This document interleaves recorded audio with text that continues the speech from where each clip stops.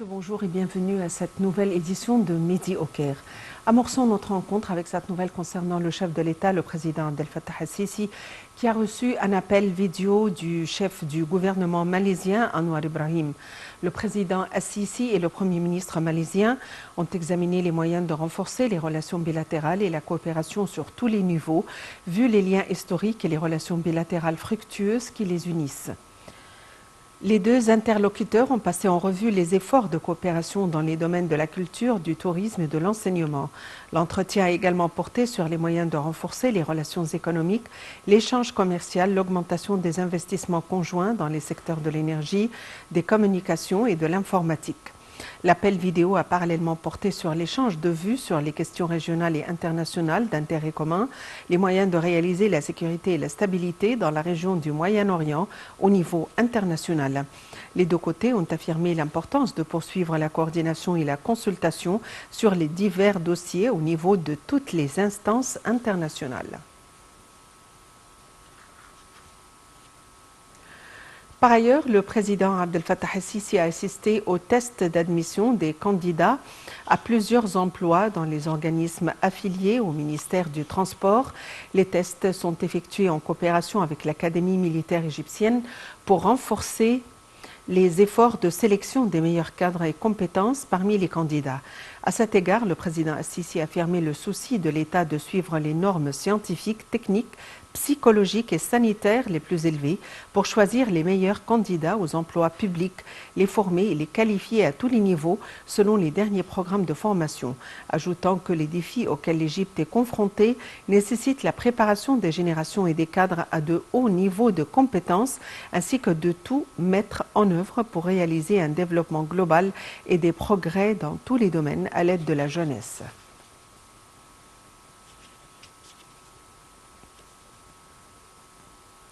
Le chef du gouvernement, Mustafa Madbouli, et son homologue qatari, Cheikh Khaled bin Khalifa bin Abdelaziz Al Thani, ont tenu à Doha une séance de discussion sur les moyens de renforcer la coopération bilatérale dans les divers domaines.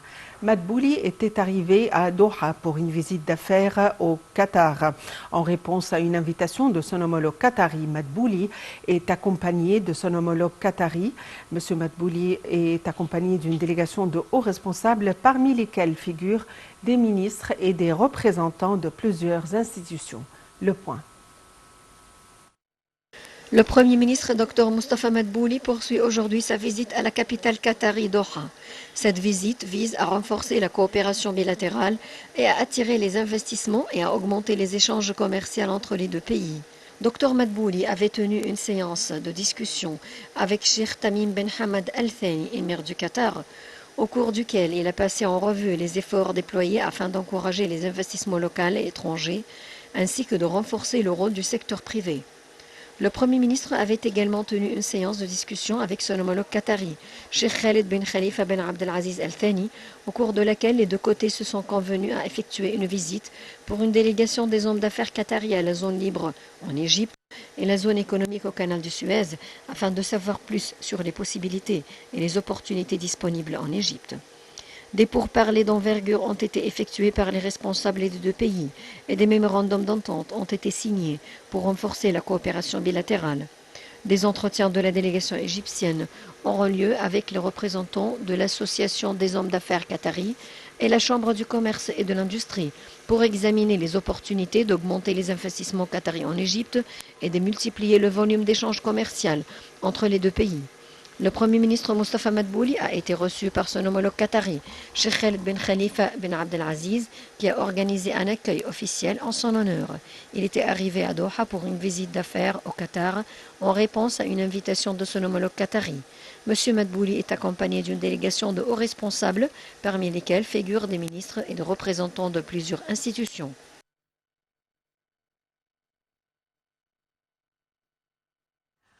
Le chef de la diplomatie, Sameh Choukri, a affirmé à Damas la solidarité de l'Égypte avec le peuple syrien après le séisme qui a frappé le pays, précisant que l'objectif de sa visite était avant tout humanitaire. Plus d'informations dans ce compte rendu. Le chef de la diplomatie Sameh Choukri est arrivé à Damas, la première visite en Syrie d'un ministre des Affaires étrangères depuis plus de 10 ans. car le séisme du 6 février, dont l'épicentre était en Turquie et qui a tué environ 46 000 personnes, a consacré le réchauffement des relations entre le président syrien Bachar el-Assad et certains pays arabes. Sameh Choukri a indiqué avoir transmis au président syrien un message de son homologue Abdel Fattah el-Sisi, exprimant sa volonté de continuer à fournir tout le soutien possible face aux conséquences du séisme. Choukri a affirmé que l'Égypte est prête à mettre à disposition toutes ses ressources pour soutenir le peuple syrien, et ce en coordination avec le gouvernement syrien, et selon les priorités, afin de pouvoir faire face aux répercussions du séisme.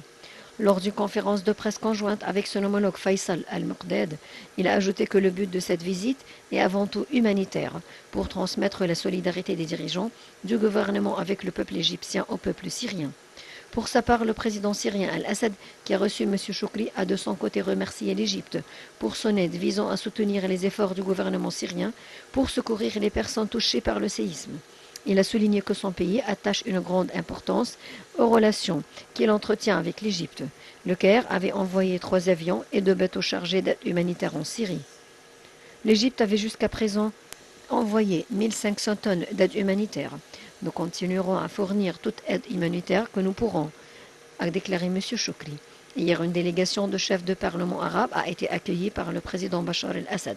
Parmi eux se trouvait le président du parlement, Hanafi Gebeli.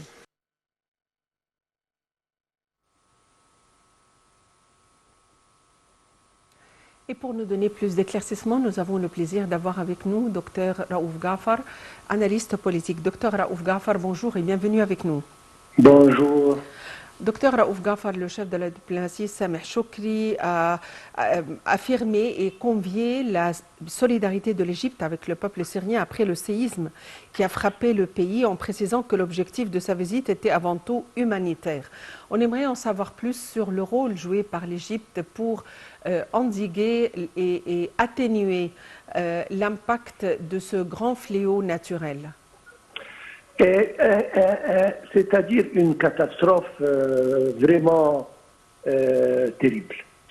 Mais la visite en elle-même a beaucoup de sens. C'est-à-dire, premièrement, l'Égypte, c'est le grand frère ou la grande sœur de tous les pays arabes. Et que, quoi que ce soit les différences, mais quand il y a un cas humanitaire, on est toujours là.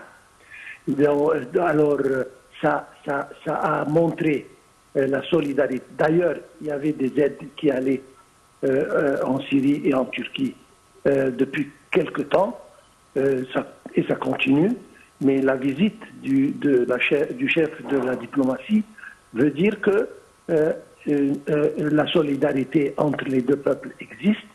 L'Égypte est ici, et elle montre qu'elle est triste de tous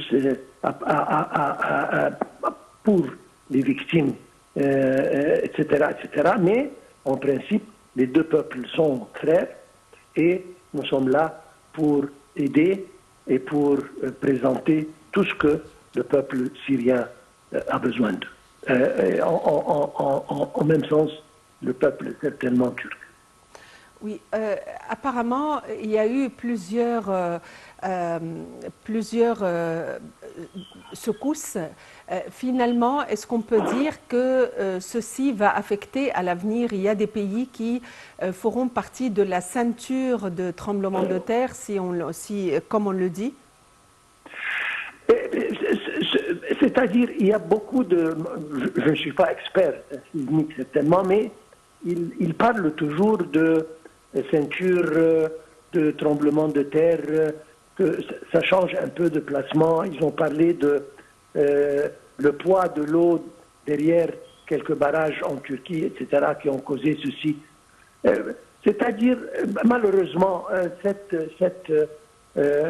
zone est toujours sujet à des tristes événements comme ceci, espérant que ça n'arrive pas encore une fois, et si même ça arrive, que ça ne soit pas si fort.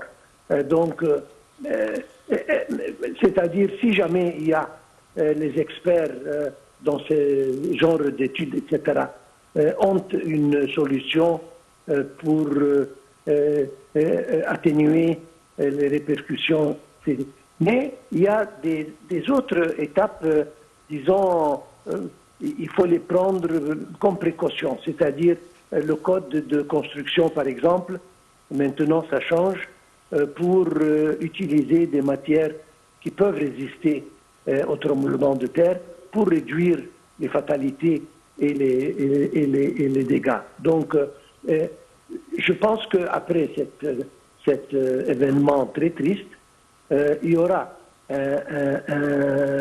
disons, un effort dans la direction de essayer de trouver une solution pour le code de construction qui vise justement à réduire le nombre de gens qui vont souffrir. Oui. Docteur Raouf Ghafar, vous êtes analyste politique. Merci d'avoir été avec nous aujourd'hui. Il faut dire que le ministre de la Justice, le conseiller Omar Marwan, est arrivé à Genève à la tête d'une délégation de haut niveau pour examiner mardi et mercredi prochain le 5e rapport périodique avancé au Comité des droits de l'homme des Nations Unies.